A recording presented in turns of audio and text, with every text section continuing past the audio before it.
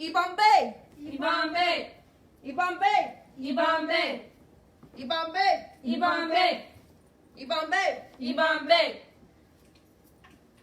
For those tuning in, you are not in the middle of Black History Month. Or maybe it is Black History Month. 365 days a year.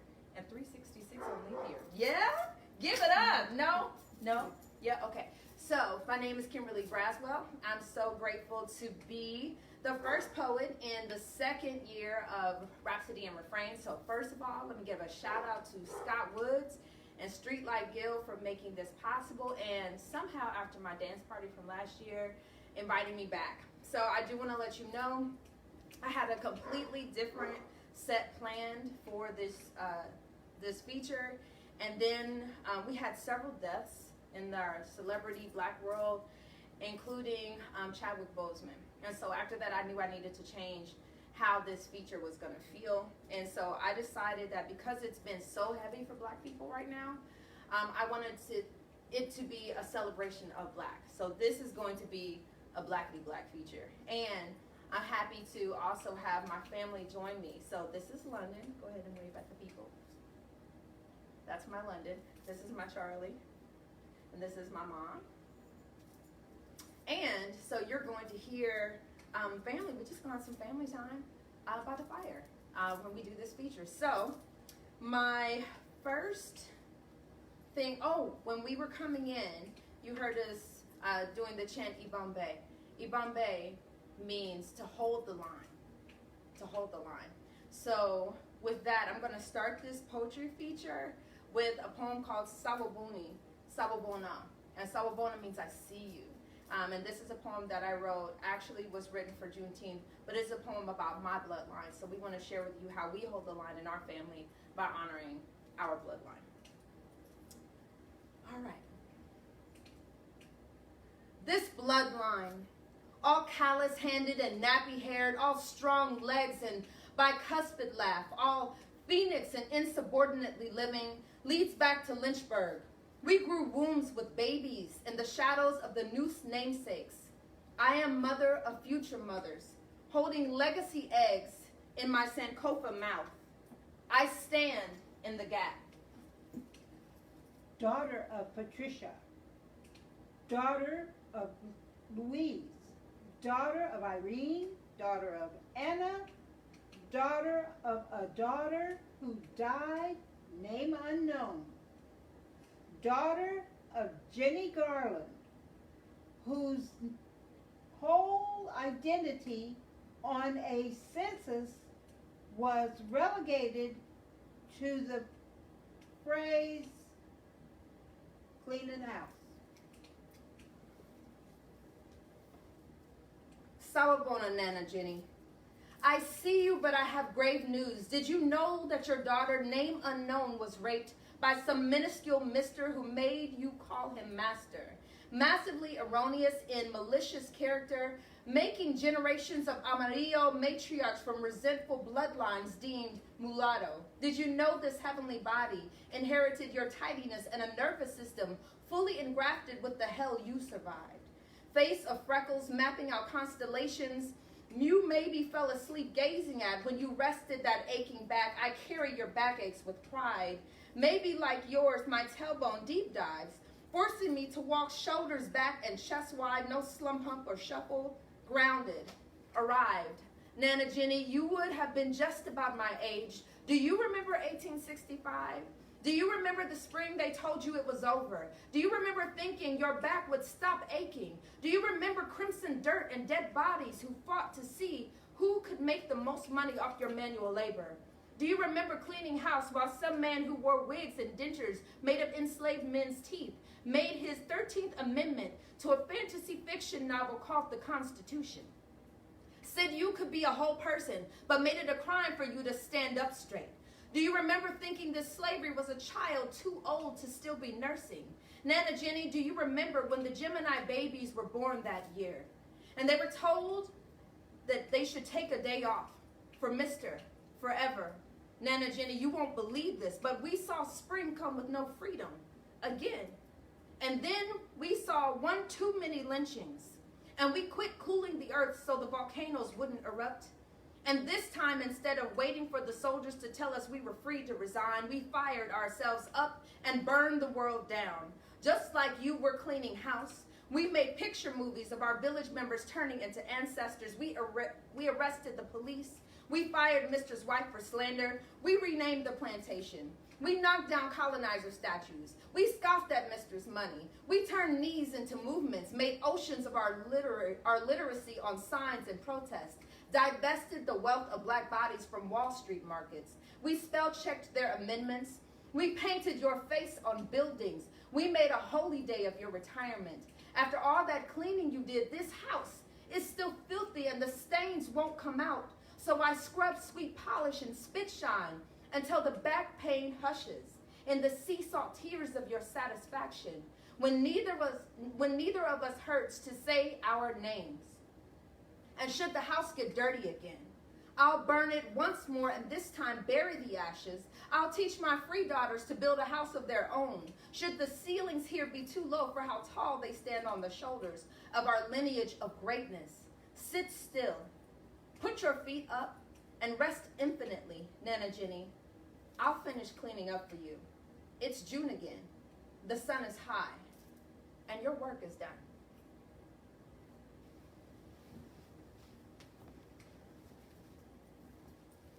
So throughout this feature, I mentioned that you're going to hear voices from Black Panther.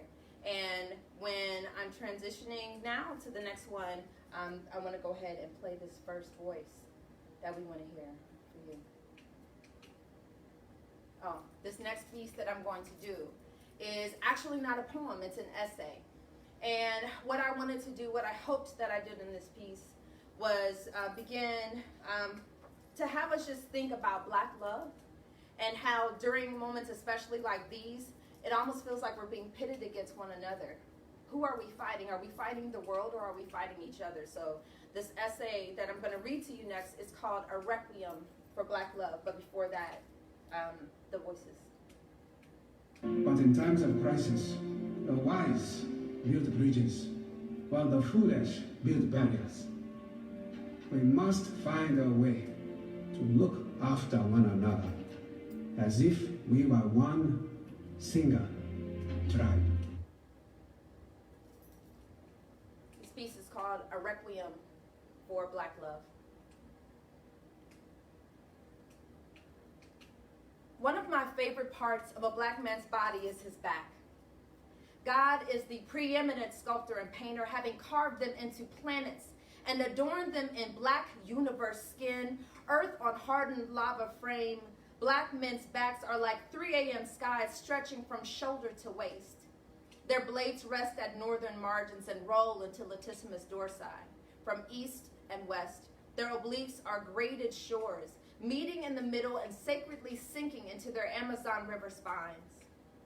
They labor with these backs, be them fractured at times, and I love Black men, their beautiful backs and all, though they be burdened. I wondered recently, why is it that I love Black men's backs so much? Why not favor their eyes or their smiles? Why don't I gravitate to their hands? Why don't I obsess over their heads and hearts? Then I recalled that humans normalize what becomes familiar. Unfortunately, I have not made sustained acquaintance with the eyes, smiles, hands, heads, and hearts of Black men. But their backs, I know their backs well. I've grown accustomed to seeing Black men walk away. I have adjusted my expectations from lofty longings of love to an acceptance of what I am able to receive. What I see is Black men hurting and running.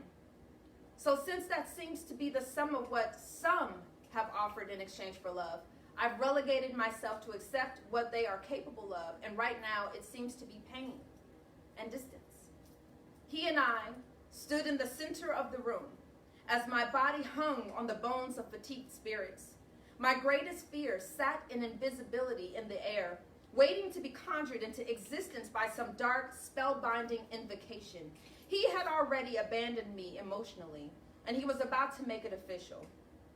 I felt him letting go of me. Worse, I felt him pushing, forcibly peeling away my grip finger by finger. With desperation, I fought for the survival of the relationship like a wounded animal clawing and snarling with supernatural strength at its threatening predator. I gazed into his eyes, praying he could see the profundity and sincerity of my love for him. I hoped he would meet me somewhere in the middle of my longing, so I paused to let silence be a voice. And he stared back at me blankly. Then he parted his lips, the ones I'd been kissed with countless times, and said in a calm monotone, "This would be easier if I punched you in the face."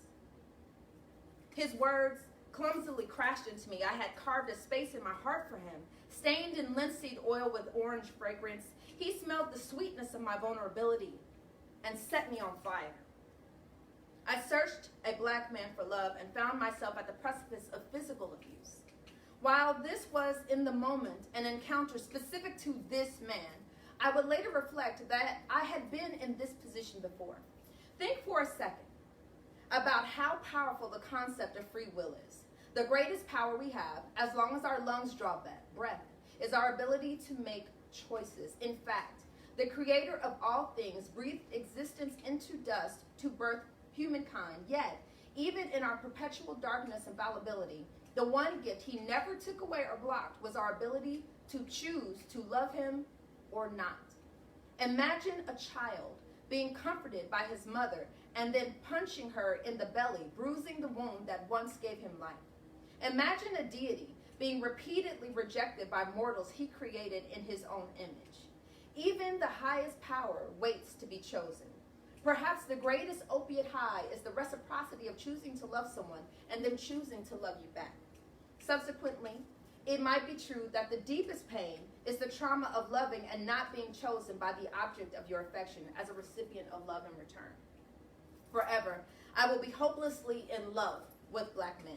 They are the object of my affection. However, my new prayer is that the love no longer be desperate. Maybe I have loved black men desperately because my quest for their attention began early. I didn't have a black father in my life, but mine was not the common absent father narrative. I'm biracial, with a black mother and a white father. Biracial identity can mean belonging to a unique fraternity of misfits, partial acceptance in one world, full acceptance nowhere. Black and white biracial identity is a different experience for women than men. And the complexity intensifies for a biracial black girl when her father is the white parent. Though my father has always expressed love and adoration for me, I will never know what it's like for the first male love of my life to be a black man. I will never have the experience of having a black man as my framework for understanding adoration, protection, and provision. I have a void where I might have known practically perfect parental love from a father figure who looked like me. It would make sense then that in search of completion, I kept seeking to fill the void with the love of a black man. Through adolescence, I vied for the attention and affection of black folks, and in particular black men. I loved them early, often, and deeply, but it seemed they didn't love me back. My earliest memories of interactions with black boys consisted of taunting and teasing for being intelligent, artistic, eclectic, and unattractive. Lesson perceived. It is bad to be black, female, and smart, make art, be weird, and look real. Even my older brother fought me more than he protected me. Whether it was boys will be boys, name-calling during indoor recess, or an intricate practical joke involving my grade school crush, I began to associate black boys with pain, both theirs and mine. Lord, lead me not into sensations and deliver me from upheaval. I have a track record of choosing to love men who have experienced great amounts of trauma. I see or sense their hurt and want to show them that they are worthy of love. There is a foolishness in my heart, believing I can fill the void of intergenerational hurts and epigenetic trauma. The extent of my love as a balm is not as heavenly as I would like to believe, but I tell myself otherwise. There is a sorority of black women who have an anointing for loving hard. Countless nights I've journaled searching over, under, and through brain folds on what it means to love hard and if it's a bad thing. My conclusion is that I am gifted in many areas, and most of those gifts are manifested in deep and broad ways. My manner of loving is no exception. Many of us persist in offering this kind of love to black men. We extend ourselves to receive love we all so richly deserve. We seek reciprocity, but we see beautiful black backs. We love hard and refuse to leave, even when they threaten in word, spirit, or deed to punch us in the face. Why is it easier to abandon or abuse us than to love us? Was I being intelligent, artistic, eclectic, and unattractive again? Did I let loose my Ida B. Wells? Did I slip into a little Sojourner? Did I go Oprah and make you Stedman? Did my neck swivel one too many times? Did my eye rolls disgust you? Is my razor tongue too sharp? Is my temper too hot? Did I sarcastically surmise instead of being silently wise? Was I leading when I should have followed? Did I shrink you instead of support you? Did I select my command for you to leave as the one time you did as you were told by me? Did you believe me when I said I didn't need you? Black love, you and I are fighting wars on multiple fronts. I see them killing you with bullets and bureaucracy. I watch them drug and jail you, your fathers and your sons. I know you're hurt, but you're not allowed to cry. You carry these burdens as your mantle, fighting back so they won't successfully make a mule out of a man. First, they took you from me against your will. Then you left willingly against mine. Meanwhile, the whole world saw me survive without you and retold my story as if I preferred it that way. I am in an altered state, fighting to not let them shapeshift me into a sexualized yet unmarriable mother whore whose superpower is anger. We have been weaponized to take out anything that comes at us in order to survive. Yet somehow in this pageantry of battle, our uniforms have become so bloodied, we keep mistaking each other for the enemy. I stand as a watchman and I fight as a soldier, guarding myself against our enemies. During the ceasefires, though, I'd like to be able to have your back instead of watching mine with hypervigilance. I know you must fight for self-preservation, but I'm asking you to not punch me in the process. I'm built to love you easy, and I need to believe you loving me back won't always be the hard choice. When we survive the war,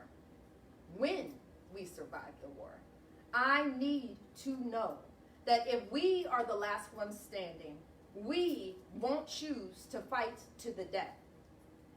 If I defeat my enemy and still have to worry about being forsaken, stricken, or shaken, who will protect me from you? So, that was heavy, friends. I know. So, we're going to lighten it up. And I would like to, so listen, I've been doing this poetry stuff for a long time, and then I retired and then kind of didn't, right? And in my history, because I've got these children and stuff, I sometimes write about them. And eventually, I don't know why I never thought about this, but they would get old enough to find out that I've been talking trash about them behind their backs. I'm sorry. And so what I've decided to do is invite them in a poem where I was talking about them, to play the role of themselves. So, Charlie, London. Oh, I'm sorry, before I do that, just a little segue, a little Black Panther segue. This corset is really uncomfortable. So could we all just wrap it up and go home? Hey, Shameaca! So, this next piece that I'm going to share, I actually wrote, back in 2007. I think you were this many years old. Yes. And so, yes, this piece is called Please and Thank You. And instead of me talking about them, London and Charlie are playing themselves. Right. I did not eat 13 pounds of ice chips and let nervous interns repair my episiotomies only to shuck, jibe, and soft shoe. My children think I'm chattel, like I haven't checked CNN.com since 1865, like I'm not up on the news and current events after the turn of 2 centuries. But in case you didn't notice, offspring, the South lost. My name ain't Piola. I don't work for you Negroes. And I don't do indentured service. Mummy, I wanted fresh strawberries, not bananas. Mummy, warm my similac at once. Mummy, you're such a wanker. My older child makes commentary on my maize splendor, as if it renders me useless at gardening and other field work. Daddy and I are brown, and you are amarillo. Oh, so you just because my middle passage stretched its legs in Germany, I can only work in the house? So you trying to say I can't pick cotton? You think I'm not good enough to strip tobacco? You think just because I have blonde lanugo that I can't pack fish or hoe new ground for farming? Well, I may be pale after the fall equinox, 1/4 European immigrant curly-haired brown girls, but I know plenty about hoeing. How you think I got your brown-skinned daddy? Mommy, I can't sleep. Write me a song with your fiddle and spoons. Mummy, nurse my doll babies.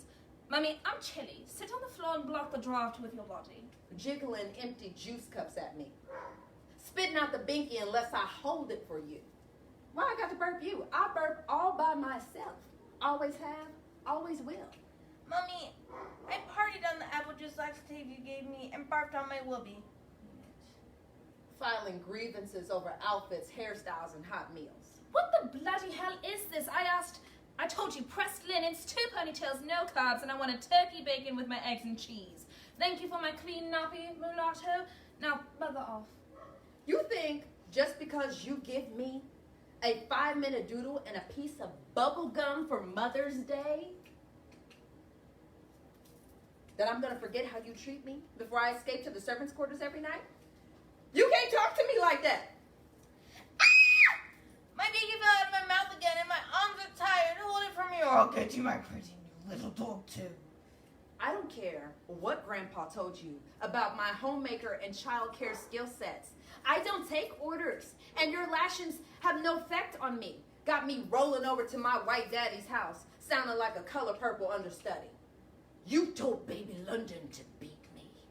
All my life I had to fight, but I never thought I'd have to fight in my own house.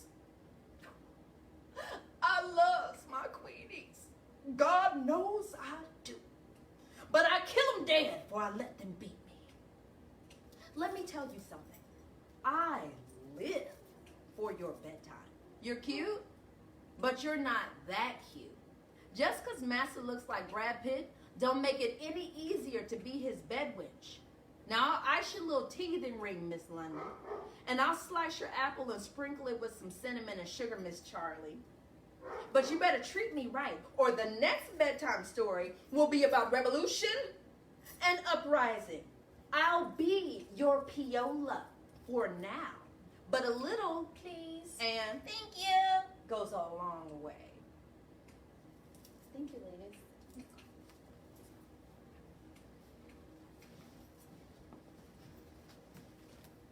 I feel like that was like sexual chocolate. They sound so lovely, don't you agree? Sexual chocolate.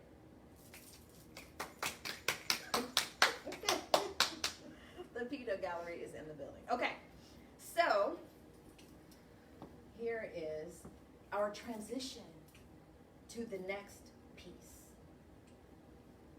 This is weird to do a feature and you're not there because, like, you can literally be at home like, wow, that sucked, and I will never know. Or if you're like, hey, Kim, that was really good, I also won't know because it would be probably inappropriate for me to just stop and be looking to see who's on here. So I hope you're watching, and I hope you're having a good time, friends. Listen, out there. Yeah. No, go ahead. Okay, I'll go ahead. All right. So we'll transition to the next piece. This next one that I'm going to read for you is about, particularly for Black women, how we sometimes struggle to figure out when we are, we're like, hey queen, but like, what does that actually mean? And do we feel like we are complete in ourselves, or do we feel like we need to be complete in a relationship? How do we determine our worth? How are we determining that? And are we putting that on the significant others in our life, particularly the men? You're a good man with a good heart, and it's hard for a good man to be king. This piece is called Coronation. Epigraph. Kings just rule, and most are never understood. Beloved, I believe they tied my petticoat too tight, squeezed out breaths through this bosom I suppled for you, made me choke on this foreign object of affection before losing consciousness, pass out, fall in, drop crown, abdicate this throne, be servant and not queen. I dream about you.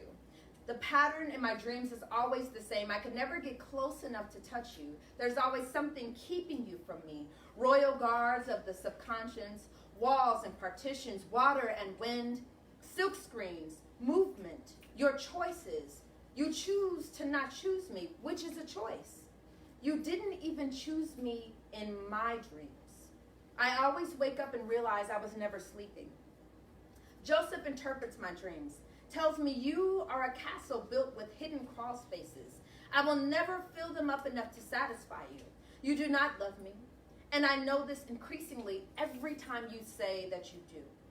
You etch on scrolls your appreciation for me, and then find new ways to make me invisible. I believe I made you into tattoos on my spine. You stained me as henna in your palms, reciprocated I love yous in disappearing ink on skin. I needed to believe I filled up the empty space. That space between my chest and the back of my throat. I was always afraid to ask if you were a safe space. And perhaps the words never rose out of my chest because they were safer as bile in my belly. You became stomach aches I prayed to be butterflies. You asked me not to love you, and I disobeyed. Imagine the irony, I proposed, if I labor with you and you select another's hand for the throne. I smiled. You stared, showed me the space in between. I do not want you, queen. I heard challenge, not statement. You chose her. I loosened royal corset, wipe tears and smudge my red lip, devolve into court jester. My plan was always to love you so completely there would be no work left for anyone else to do. No bathers and rose bearers for my king, ready to convene nations for your rule. Mortar on my hands, building your dreams, I labored for you while you stole away with her. Spirit, power lifting your energy I carried with me. I thought you needed space. Period. You added a lips from me. Hands warm from rubbing your feet. You ran when I said I wanted to be yours. Amens and ashes still rising to God for you. Lips scented with sweet oils from kissing your neck. My back imprint still on your bed. You replace sheets and imprints. I am not even fossil. Fortunes invested in expanding your territory. Receipt filed from gifting you my loyalty for your birthday. You exchanged it for bathers and rose bearers. I lighten your load so you are not heavy for her. I helped you be better so you can be at your best for her.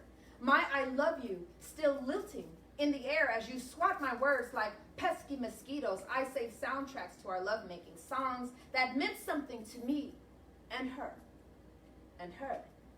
I thought you were singing to me. Our music is your background noise.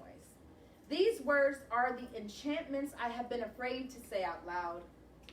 I feared if I spoke the truth, it would cancel out my prayers, expose me as seer of my own future, which, lost in the wilderness of my adoration, loving you, cracked open my soul, made me brave enough to ask God to show me the thing I feared the most. He walked me into a room, just me in black, surrounded by black, no ceilings to limit my growth, no floors to crash into, heart palpitating. I now know the thing I feared the most was not losing you. It was gaining sovereign rule. God gave me land, while you gave her a lane. You chose to maintain her inner space. I wanted you to help me put diamonds in outer space. I asked for too much, maybe. I am as big as a galaxy. I can't fit into cross spaces.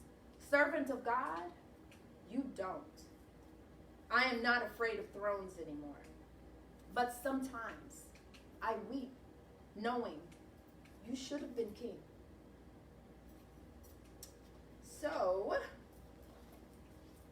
in this moment, I again want to give a shout out to Streetlight Guild. Hey, Streetlight Guild. Hey, Scott Woods. Do y'all know how far back I go with Scott Woods? By the way, in case you just recently met him, he has always had that much hair. He just has beautiful hair. It's just lovely locks. Scott, I love you so much. Thank you so much for allowing me to share my Rhapsody and Refrain moment. With that, I also want to give a shout out to Louise, who gave the challenge about us honoring you. So I want to take a moment to honor Scott Woods by reading a Scott Woods poem. He creates all the space for us, and you don't always get to hear his voice. So Scott, if you're listening out there, check this out. This is one of your chapbooks from way back. Poetic Predator, you remember that? You got a little picture of yourself in the back looking all wise and cheekbones popping and stuff. Yeah. So I'm going to read a poem by Scott Woods. But before I do that, just so we just know, more transition, more Black Panther transition. Here's a little transition before I share this one. Yeah, I'm faithful. That's not it. Baby, I'm faithful. Gotta say it's really been a while. They just played me and did a commercial break in my feature. Check everything off the list with jeans from $8 and tees from $4. Get ready for school at Target.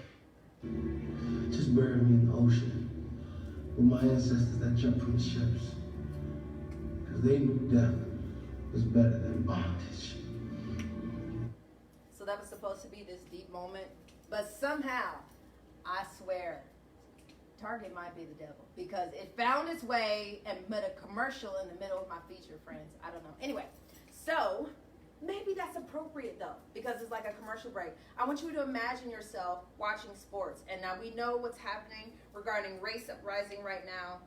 And we know that one of the things that's happening is the toppling of racial monuments, changing of team names and all of that stuff, where we're trying to like put to bed this history of systemic oppression that's embedded in our culture. And so, Scott Woods, I'm going way back. So the Scott Woods poem I'd like to share with you on today, let me fluff out my skirt, is called Mascots. Mascots. I hope I do this justice. Okay.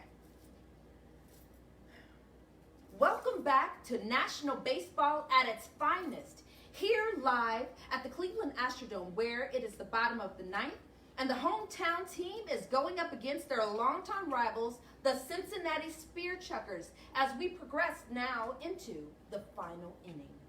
I think it's important to note that the Cleveland Runaway Slaves are coming off a very difficult road trip where they won 4 of their last 7 games away. Last week, the Runaway Slaves went 2-0 on a doubleheader with the St. Louis Negroes, then had a game against the New York Uncle Toms, and held the fort against the Los Angeles Dancing Sambos. All in all, a very good week for the Slaves. And we knew how hard and rare that tends to be.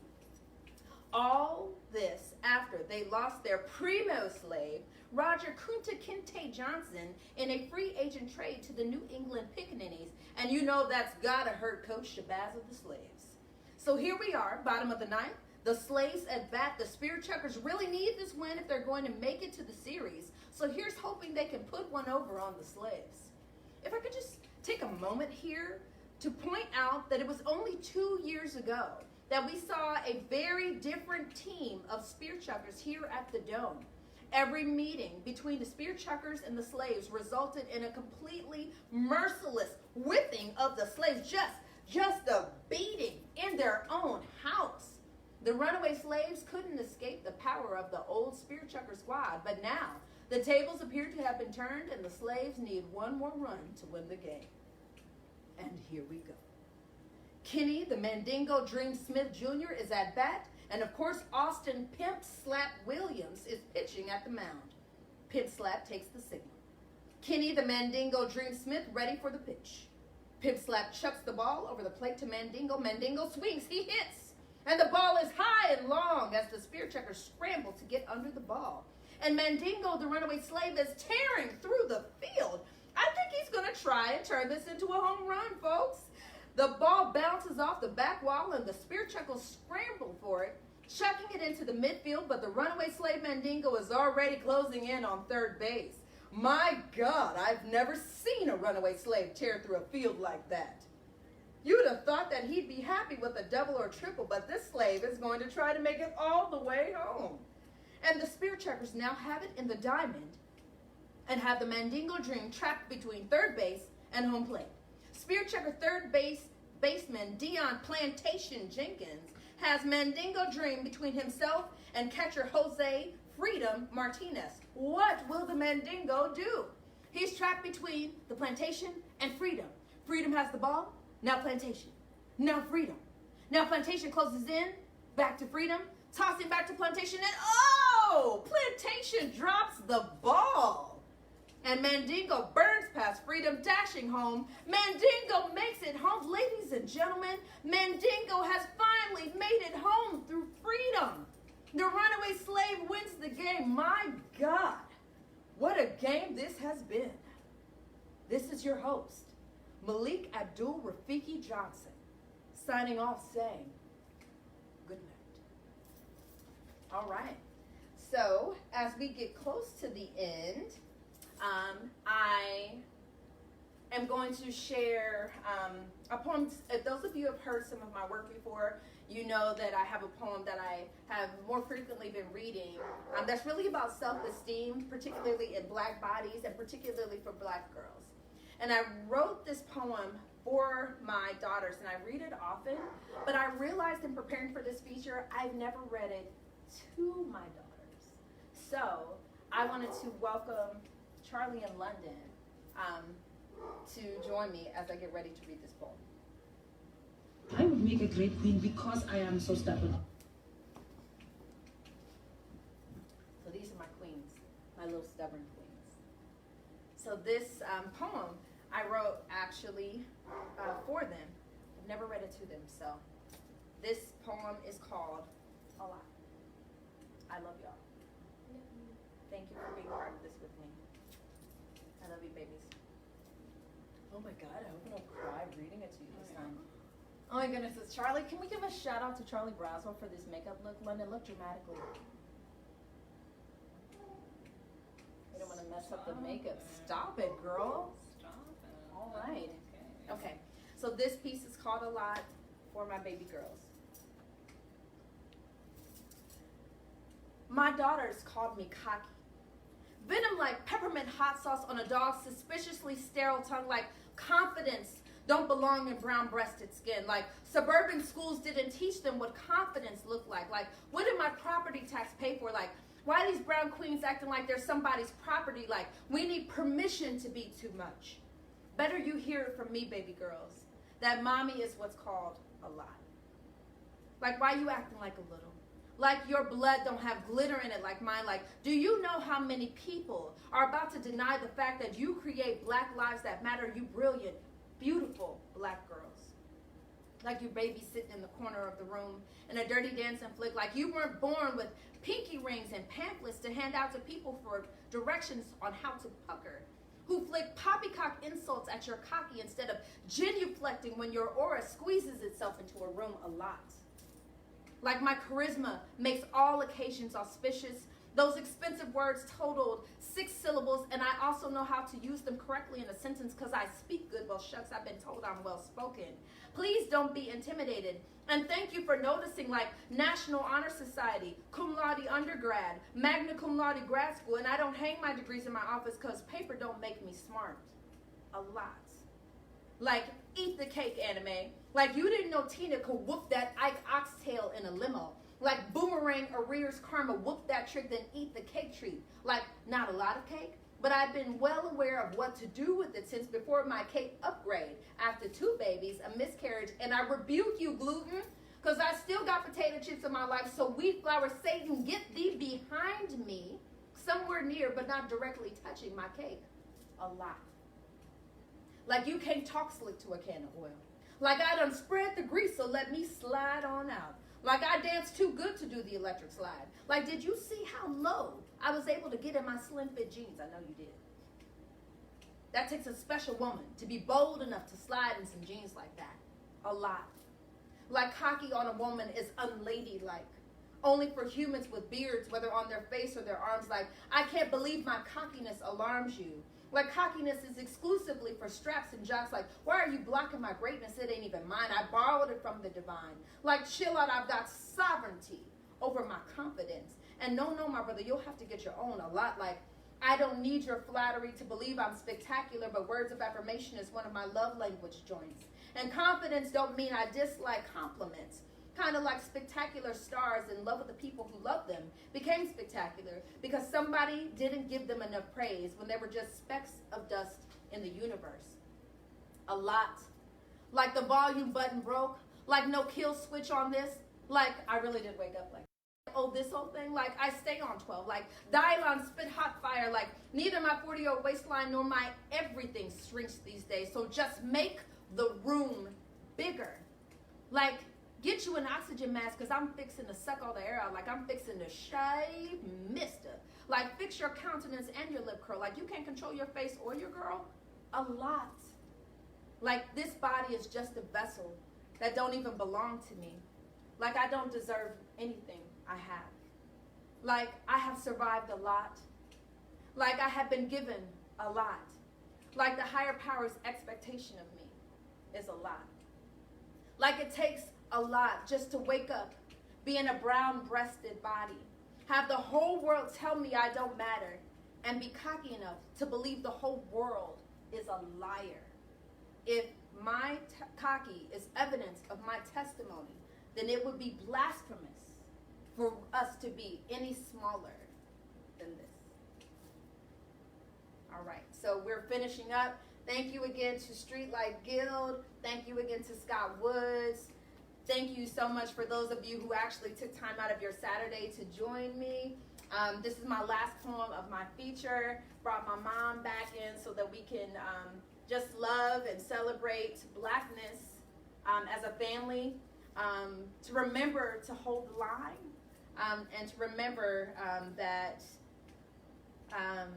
there's a lot going on in the world right now, and part of our revolution is celebrating. They cannot take our revolution, they cannot take our celebration, they cannot take our joy, they cannot take our smiles, they cannot take our beauty and our excellence. So we're going to, in the face of everything that's going on, we're going to celebrate Blackness. So wrapping up, I know I've been very critical about making sure that we are thorough in our examination of how we love each other as Black people. And I wanted to finish it by also celebrating my love for Black men in particular who are having it really hard right now for many different reasons. And so I'm going to share this poem, this last poem with you, but I want to make sure that in us really working on how we love our Black men who are going through so much, and we're losing them in all different kinds of ways, but how we hold on to them, and how while we're here we give flowers to the living. So I want to have our last voice that we hear from Black Panther be T'Challa, and then I'm going to share this piece with you called Set Apart, a love letter to T'Challa. In my culture, death is not the end. It's more of a stepping off point. You reach out with both hands and bust and segment to lead you into the green veldt where you can run forever.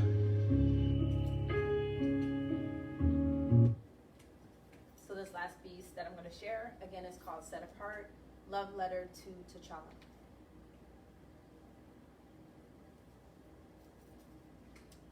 Black men, I am not willing to be without you. You have never failed me. You come to me in visions. You found a way, a new way to return to me. You have acquiesced power for me. Sweet teas and deep sleeps. This purple haze sky hums for us, gives us heart-shaped herbs to drink, prepares me for you, unites us across supernatural plains while indigo trees bow to your skin. While you walk with ancestors seeking wisdom on how to love me best as if I were your kingdom. We're ready now. This time, I have been carefully crafted and set apart for you. God placed blood on the lintel and doorposts of my soul so destroyers could not enter. Cross your heart like Akuman Twaso, Adinkra tethered. Our understanding, your agreement to save yourself, forsaking others for me, made me to repel those who weren't made to love, made false prophets to desire only laying with me.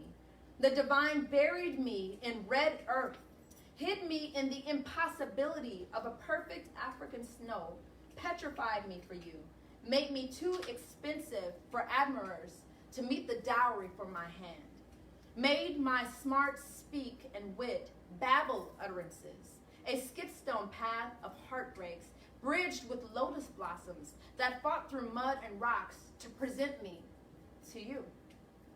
Reverse Samson, cut off my dreadlocks and become your secret weapon, your Dora Milaje, your watchman, your adored one. Knock down these pillars that imprison me in insecurity so I could be strong for you. Black man, groomed and adorned in royal white and gold, ask my father for me.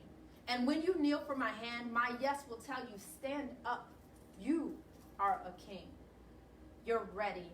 His affirmation releases love. Shakoba, black man, you see me. Your keen panther vision, my light does not irritate your eyes. I choose you every day until we have no more days. My battle scars accentuate my beauty, serving as evidence of my training for you. I'll show you mine if you show me yours. Black man, show me fights you've lost and won. I will battle for you. Fight through time with this sword of war. Cross my heart like a confine, a dinkra. You are my courage. I fight for these thrones. You panther and me Sekhmet, your bast, protector of cats, diligently sowing in the king's absence, prayerful that you are my harvest under these acacia heavens, leading into a green belt where we can run forever. Thank you so much for tuning into my feature. And with that, we want to make sure that we encourage you. We send love to you in your households and your families. And we encourage you to hold your line. Ibambe! Ibambe! Ibambe! Ibambe! Ibambe! Ibambe! Ibambe! Ibambe!